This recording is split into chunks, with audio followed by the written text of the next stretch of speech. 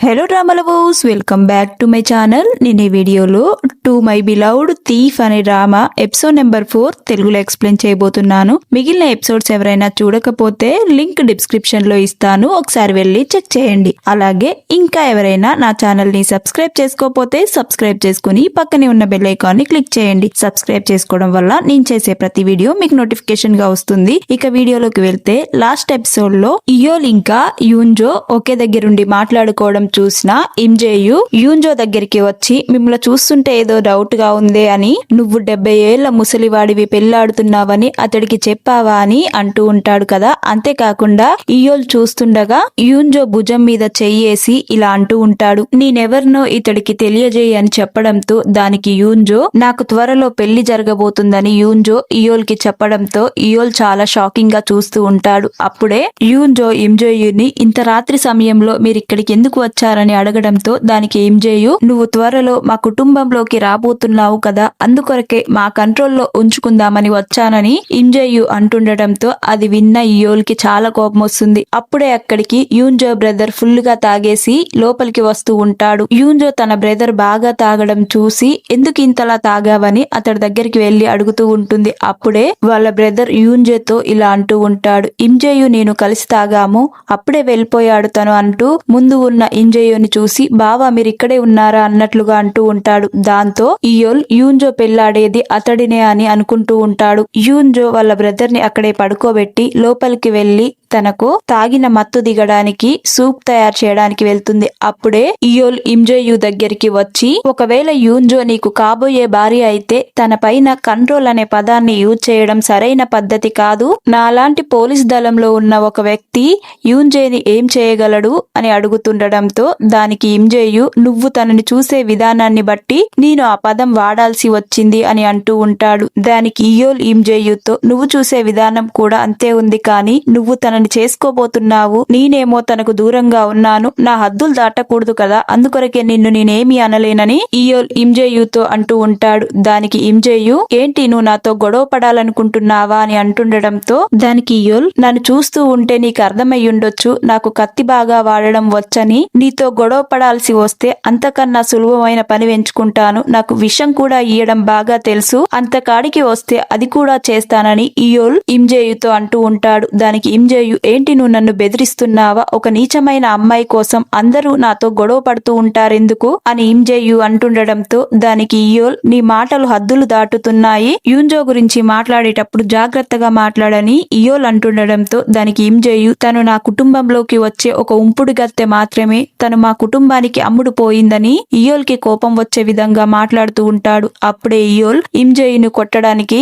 ముందుకు వెళ్తూ ఉంటాడు. అప్పుడే వాళ్ళిద్దరి దగ్గరికి యూన్జో వచ్చి, అసలు మీరు ఏం చేస్తున్నారు, ఎందుకు గొడవ పడుతున్నారు, ఆగండి అని వాళ్ళని ఆపేసి యూన్జో ఇయోల్ తో ఇలా అంటూ ఉంటుంది, ఇన్ని రోజులు హెల్ప్ చేసినందుకు ధన్యవాదాలు, బహుశా ఇదే మనం లాస్ట్ సారిగా కలిసేదనుకుంటా అని యూన్జో ఇయోల్ కి చెప్పడంతో ఇయోల్ అక్కడి నుంచి బాధపడుకుంటూ వచ్చేస్తాడు. అప్పుడే మనకు యూన్జో ఇంకా ఇంజేయు మాట్లాడుకోవడం చూపిస్తూ ఉంటారు. యూన్జో ఇంజేయుతో ఈ రోజు జరిగిన దానికి సారీ అని చెప్పడంతో దానికి ఇంజేయు, చూస్తుంటే నీకు నేను హెల్ప్ చేసినట్టుగా అనిపిస్తుంది, అయినా నీ ముఖంలో సంతోషం లేదు, నువ్వు ఆత్మగౌరవం అనే ఒక పదాన్ని పట్టుకొని నీ లైఫ్ ని నాశనం చేసుకుంటున్నావు అని ఇంజేయు అంటుండడంతో, నేనెప్పుడు ఒకరిని బాధ పెట్టాలనుకోవట్లేదు, కావాలంటే నువ్వు వెళ్లి అతడికి నిజం చెప్పొచ్చు, నాకు నా హద్దులు బాగా గుర్తున్నాయి, ఎందుకంటే నేను ఒక తక్కువ స్థాయి అమ్మాయినని నాకు బాగా గుర్తుందని యూన్జో ఇంజేయుతో అంటుండడంతో, ఈ రోజు జరిగిన దానికి నువ్వు భారీ మూల్యం చెల్లిస్తావు అని ఇంజేయు అక్కడి నుంచి వెళ్ళిపోతూ ఉంటాడు.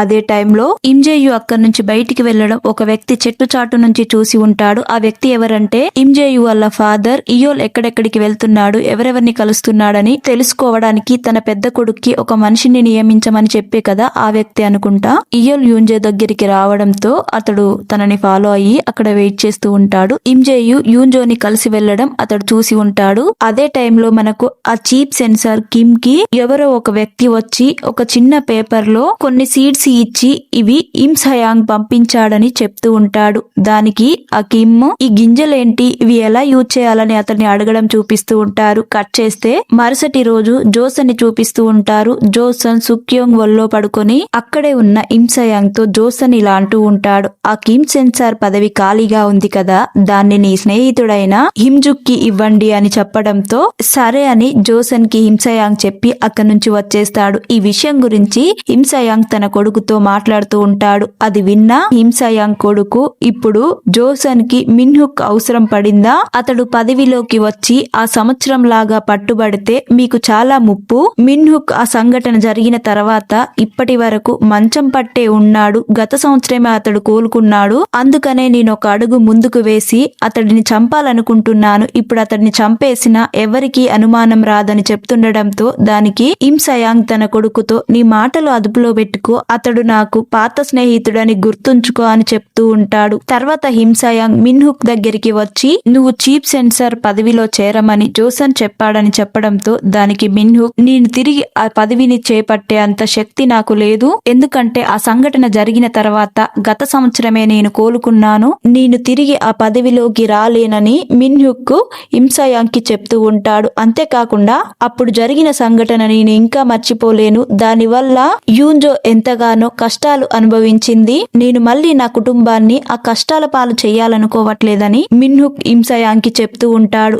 దానికి ఇమ్ సయాంగ్ అయితే మరి ఆ అకాడమీలో శిక్షణ సంగతి ఏంటి, నువ్వు దాని గురించి చూసుకో, దానివల్ల నీ కుటుంబానికి ఎంతో కొంత ఆసరవుతుంది కదా, అక్కడ ఎలాంటి హాని మీకు ఉండదని రాతపూర్వకంగా హామీ ఇస్తానని హిమ్ సయాంగ్ మిన్హుక్ తో అంటూ ఉంటాడు. దానికి మిన్హుక్ నువ్వెప్పుడు నాకు సహాయంగానే ఉన్నావు, చాలా ధన్యవాదాలని చెప్పడంతో హిమ్ సయాంగ్ మిన్హుక్ దగ్గర నుంచి బయటికి వస్తూ తన మనసులో ఇలా అనుకుంటూ ఉంటాడు, నా పోవాల్సిన పరువుని నీ ప్రాణాలు పలంగా పెట్టి కాపాడావు అని హిమ్ సయాంగ్ తన మనసులో అనుకుంటూ ఉంటాడు. కట్ చేస్తే డేచు వెళ్లి రాజమాతని కలవడం చూపిస్తూ ఉంటారు. కొన్ని రోజులుగా ఇయోల్ పరిస్థితి ఏమీ బాలేదు, తనలో తానే మాట్లాడుకుంటున్నాడు, అప్పుడే నవ్వుతున్నాడు, అప్పుడే కోపంగా ఉంటున్నాడు, తనకేదో జబ్బు చేసినట్టుగా అనిపిస్తుంది, తనలో తానే ఎవరి గురించో మాట్లాడుకుంటున్నాడని డేచు గ్రాండ్ ప్రిన్స్ కి చెప్పడంతో దానికి ఏదైనా మందు కనిపెట్టమని ఇయోల్ లక్షణాలన్నీ ఒక లేఖలో రాసి వైద్యశాలకు పంపిస్తుంది. ఇక ఆ లేఖను చూసిన ఆ వైద్యశాలలో ఉన్న వాళ్ళంతా ఇది ఎలాంటి జబ్బై ఉండవచ్చు,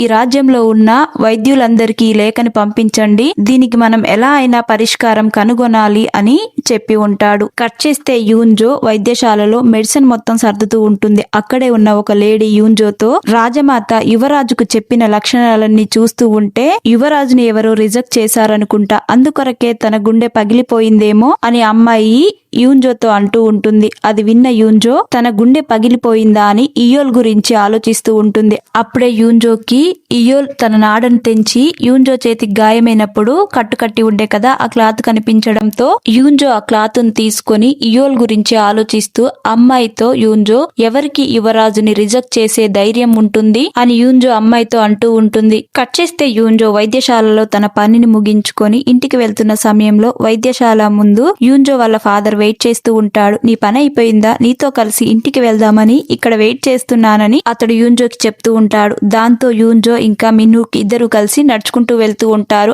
అప్పుడే యూన్జో వాళ్ళ ఫాదర్ తో సంవత్సరం క్రితం మీరు అనారోగ్యంతో మంచాన పాలయ్యే ఉన్నారు, ఇప్పుడు మీరు నాతో ఇలా నడుస్తారని అస్సలు ఊహించలేదు అని యూన్జో వాళ్ళ ఫాదర్ తో అంటూ ఉంటుంది. దానికి అతడు యూన్జోతో ఇలా అంటూ ఉంటాడు, జోసన్ మళ్ళీ నాకు ఆ పదవిని నియమించాడు కానీ నేను దాన్ని చెయ్యలేనని చెప్పేశాను, దాంతో హిమ్ సయాంగ్ ఒక విలేజ్ లో కొంతమందికి శిక్షణ ఇవ్వమని నాకు జాబ్ ఆఫర్ చేశాడు, ఖాళీగా ఉంటే మనకేమీ రాదు కదా, అందుకొరకే నేను దాన్ని చేస్తానని ఒప్పుకున్నాను, కొన్ని రోజుల్లో వెళ్లాల్సి ఉంటుంది అని మిన్హుక్ యూన్జోకి చెప్తూ ఉంటాడు. దానికి యూన్జో అయితే మీరు వేరే విలేజ్ కి శిక్షణ ఇవ్వడానికి వెళ్తున్నారా, ఎప్పుడు వెళ్తారని వాళ్ళ ఫాదర్ ని అడుగుతూ ఉంటుంది. దానికతడు త్వరలోనే వెళ్తానని చెప్పడంతో అయితే మీరు నా పెళ్లి సమయానికి ఉండరా అని చెప్పడంతో దానికి మిన్హుక్ నేను నిన్ను పెళ్లి కూతురు డ్రెస్ లో చూడాలనుకున్నాను కానీ ఆ అదృష్టం లేదు అని అంటుండడంతో దానికి యూన్జో మీరేమీ బాధపడకండి, పెళ్లి పనులన్నీ నేను చూసుకుంటాను అని యూన్జో వాళ్ళ ఫాదర్ కి చెప్తూ ఉంటుంది. అంతేకాకుండా పెళ్లి సమయానికి మీరిక్కడ ఉండకపోవడమే మంచిది నాన్న అని మనసులో అనుకుంటూ ఉంటుంది. ఇలా వీళ్ళిద్దరూ మాట్లాడుకుంటూ ఇంటికి వెళ్తూ ఉంటారు. కట్ చేస్తే హిమ్ సయాంగ్ ని చూపిస్తూ ఉంటారు. అయితే హిమ్ సయాంగ్ నియమించిన వ్యక్తి వచ్చి ఇయోల్ యువరాజుని అనుమానించదగ్గ విషయాలేమీ కనిపించట్లేదు, కాకపోతే నిన్న రాత్రి తను వైద్యశాలకు వెళ్లి వెళ్ళాడు. అదే సమయంలో మీ కుమారుడు ఇయోల్ రాజుని కలిశాడని చెప్పడంతో అది విన్న హిమ్సయాంగ్ ఇయోల్ వైద్యశాల దగ్గరికి ఎందుకు వెళ్ళాడా అని ఆలోచిస్తూ ఉంటాడు. అప్పుడే ఇంజేయు వాళ్ళ నాన్నని కలవడానికి వచ్చి, మిమ్మల్ని కలవడానికి నాకు ఇంత సమయం పట్టింది, నేను ఇంట్లో ఉన్న సమయంలో మీరెప్పుడు ఇంట్లో లేరు, ఆ రాణి మేనకోడలతో కుదిర్చిన సంబంధాన్ని మీరు క్యాన్సిల్ చేయండి, నేను దాన్ని చేసుకోవాలనుకోవట్లేదని ఇంజేయు వాళ్ళ ఫాదర్ కి చెప్తూ ఉంటాడు. అంతేకాకుండా నీకు నేనేమి బానిసను కాను, మీరు అనుకున్నట్లు చేయడానికి అని ఇంజేయు వాళ్ళ ఫాదర్ తో అంటుండడంతో దానికి హిమ్సయాంగ్ తన కొడుకుని కోపంతో చెంప మీద ఒకటి పెట్టి, అసలు నీ గురించి నువ్వేమనుకుంటున్నావు,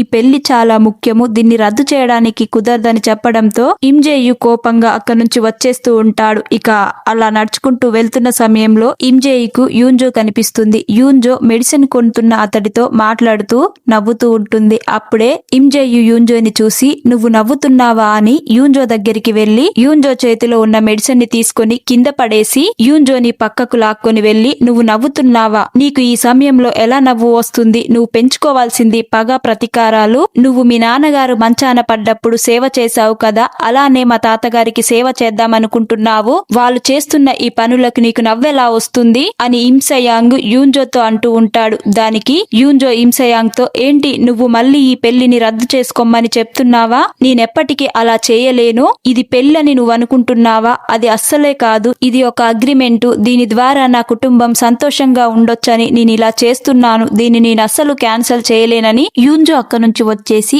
ఇంజేయు కింద పడేసిన మెడిసిన్ ని తీసుకుంటూ ఉంటుంది. అప్పుడే యూన్జో దగ్గరికి ఇయోల్ వచ్చి, ఏమయ్యింది, చూస్తుంటే ఏదో గొడవైనట్టుంది, మీ మొహం ఎందుకలా ఉందని ఇయోల్ యూన్జోని అడుగుతూ ఉంటాడు. దానికి యూన్జో ఇయోల్ తో, మీరెందుకు ఇక్కడికి వచ్చారు, నన్నేమైనా ఫాలో అవుతున్నారా అని అంటూ ఉంటుంది. దానికి ఇయోల్, అలాంటిదేమీ లేదు, నీకోసం నేను వైద్యశాల దగ్గరికి వెళ్ళాను, వాళ్ళు నువ్వు మార్కెట్ లో ఉన్నావని చెప్పడంతో నిన్ను కలవడానికి వచ్చాను, నువ్వు తప్పుగా అపార్థం చేసుకోవద్దని చెప్పడానికి వచ్చానని అంటూ ఉంటాడు. కట్ చేస్తే యూన్జో ఇంటికి వెళ్తూ ఉంటుంది. యూన్జో వెనకాలే ఇయోల్ కూడా వస్తూ ఉంటాడు. ఇల్లు దగ్గరికి రావడంతో యూన్జో అక్కడే ఆగి ఇయోల్ నీలా అడుగుతూ ఉంటుంది, ఇప్పుడు నా వెనకాల ఎందుకు వస్తున్నారని అడగడంతో దానికి ఇయోల్ యూన్జోతో, నీ పెళ్లికి ఇంకా ఎన్ని రోజులు టైం ఉందని అడుగుతూ ఉంటాడు. దానికి యూన్జో ఇయోల్ తో, ఇంకా 10 రోజులు మాత్రమే ఉంది అని చెప్పడంతో దానికి ఇయోల్, ఏంటి నువ్వు వేళకోలాడుతున్నావా, ఇది అస్సలే సమయం కాదు, నిజంగా నీ పెళ్లికి 10 రోజులే టైం ఉందా, అయితే ఒకరి గురించి ఒకరం తెలుసుకుందాం, నీకు ఎలాంటివి నచ్చుతాయి, ఫుడ్,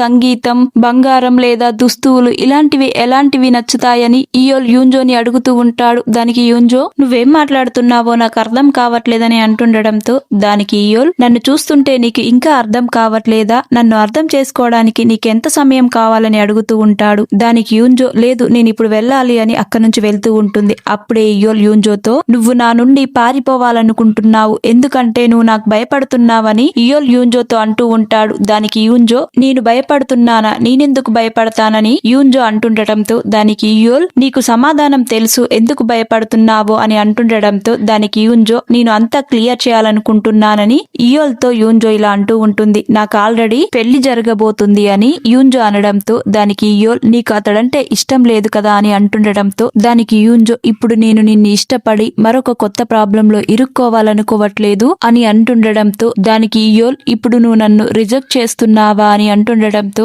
దానికి యూన్జో, నా సమాధానం నేను మీకు క్లియర్ గా తెలియచేశాను, నన్ను ఫాలో అవ్వకని అక్కడి నుంచి వచ్చేస్తుంది. ఇయోల్ ఏమో యూన్జో రిజెక్ట్ చేసినందుకు బాధపడుతూ ఉంటాడు. యూన్జో కూడా ఇయోల్ గురించి ఆలోచిస్తూ బాధపడుతూ ఉంటుంది. కట్ చేస్తే యూన్జో వాళ్ళ అమ్మని చూపిస్తూ ఉంటారు. వాళ్ళ అమ్మ పక్కన పెళ్లి బట్టలు పెట్టి ఉంటాయి. అప్పుడే యూన్జో వాళ్ళ బ్రదర్ ఇంటికి వచ్చి వాళ్ళ అమ్మని, నాకు ఆకలిగా ఉంది, తినడానికి ఏమైనా తీసుకురమ్మని చెప్పడంతో తను లోపలికి వెళ్తుంది. ఇక అక్కడే ఉన్న పెళ్లి బట్టల్ని చూసి యూన్జో త్వరలో ఇంటి నుంచి వెళ్ళిపోబోతుందా అని అనుకుంటూ ఉంటాడు. అప్పుడే అతడికి ఇంజేయుతో కలిసి తాగినప్పుడు అతడు చెప్పిన మాటలు గుర్తుకు వస్తాయి. అతడు ఏం చెప్పాడంటే, మీ అక్క మా తాతగారిని పెళ్లి చేసుకోబోతుంది, తనను మీరు మా తాతగారికి అమ్మేసి ఇంత హాయిగా తాగుతున్నావా అని ఇంజేయు యూన్జో బ్రదర్ ని అని ఉంటాడు. దాన్ని గుర్తుకు తెచ్చుకొని ఇంట్లో ఉన్న వాళ్ళ అమ్మని కంగారుగా పిలిచి, అక్క పెళ్లి ఇంకెన్ని రోజుల్లో ఉంది అని అడుగుతుండడంతో ఇంకా 10 రోజులు ఉందని ఆమె చెప్తుంది. దానికి అతడు, నాన్న ఎప్పుడు వెళ్ళిపోతున్నాడని అడగడంతో ఇంకొక 5 రోజుల్లో వెళ్ళిపోతున్నాడని వాళ్ళ అమ్మ చెప్పడంతో ఇప్పుడు నేనేం చేయాలని అతడు కంగారు పడుతూ ఉంటారు. కట్ చేస్తే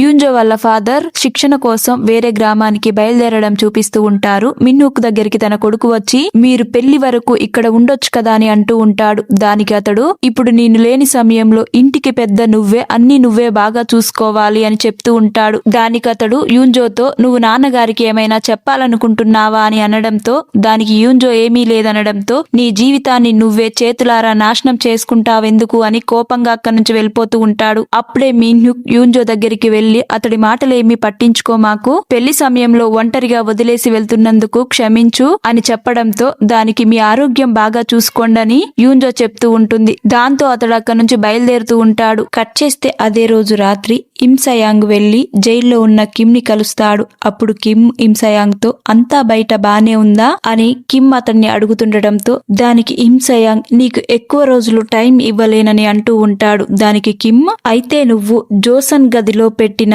ధూపం గుర్తుందా? ఆ ధూపం నుంచి వచ్చే వాసనకి అతడు తన అస్తిత్వాన్ని కోల్పోయి ఒక తోలు బొమ్మలా నువ్వు చెప్పినట్టు వింటాడు. దాదాపు అతడు శవంతో సమానము. అసలు నీకేం కావాలనుకుంటున్నావు? నీకు ఈ రాజ్యం కావాలా? జరగబోయే పరిణామాలను నువ్వు ఊహించగలవా అని కిమ్ ఇమ్సయాంగ్ తో అంటూ ఉంటాడు. కట్ చేస్తే ఇయోల్ నదిలో పడవ పైన కూర్చొని యూన్జో గురించి ఆలోచిస్తూ బాధపడుతూ ఉంటాడు. ఇక ఇయోల్ వెనకాలే డేచు ఇంకా యూన్బుక్ ఇలా మాట్లాడుకుంటూ ఉంటారు. అతడేమీ కొన్ని రోజుల నుంచి చేపలు పట్టడానికి వస్తున్నాడా ఇక్కడ అని అంటుండడంతో, దానికి డేచు, తాను ఇష్టపడ్డ అమ్మాయిని జయించలేకపోయాడు, అందుకొరకే చేపలు పట్టడంలోనైనా పట్టు సాధించాలనుకుంటున్నాడేమో అని డేచు అనడంతో, మీరు నా వెనకాల నాకు వినపడేలా మాట్లాడుకుంటున్నారు అని ఇయోల్ అంటుండడంతో, అప్పుడే యూన్బుక్, నేను మీకు ఒక విషయం చెప్దామని ఇక్కడికి వచ్చాను.